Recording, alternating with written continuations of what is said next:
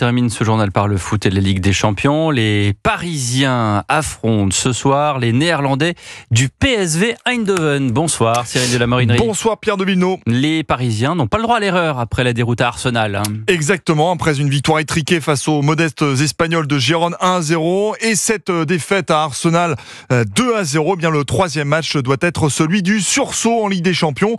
Et l'entraîneur Luis Enrique, sûr de lui, croit que son équipe va battre ce soir le PSV Eindhoven, leader du championnat des Pays-Bas, comme il l'a expliqué en conférence de presse. Je vous le répète, je vois de l'optimisme et je vois ce que l'équipe transmet. La Ligue des Champions est difficile, mais ce soir c'est un match à domicile avec nos supporters. Nous sommes de retour au Parc des Princes et on espère obtenir un résultat positif.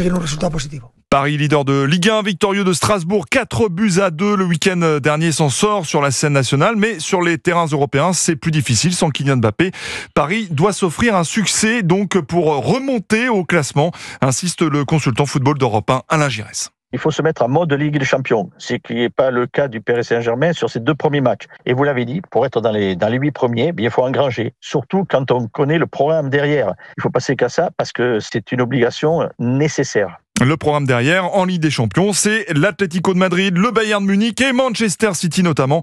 Paris doit prendre confiance avant le choc de dimanche au Vélodrome face à l'Olympique de Marseille. C'est marrant ce que dit Giresse, il dit il faut se mettre en mode Ligue des Champions. C'est un peu comme en voiture, quand vous êtes en mode confort, vous mettez en mode sport.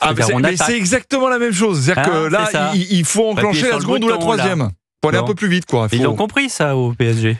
Mais je pense qu'ils l'ont compris, mais il y a un niveau de très très différent entre la Ligue 1 qu'ils dominent et donc la Ligue des Champions où là vous rencontrez les meilleures équipes européennes. Donc il faut mettre ça en place et puis vous n'avez plus Kylian Mbappé, donc il faut aussi s'appuyer sur d'autres joueurs comme Barcola par exemple. Donc c'est même plus le mode sport, c'est le mode course qu'il faut mettre. Merci Cyril de la Morinerie.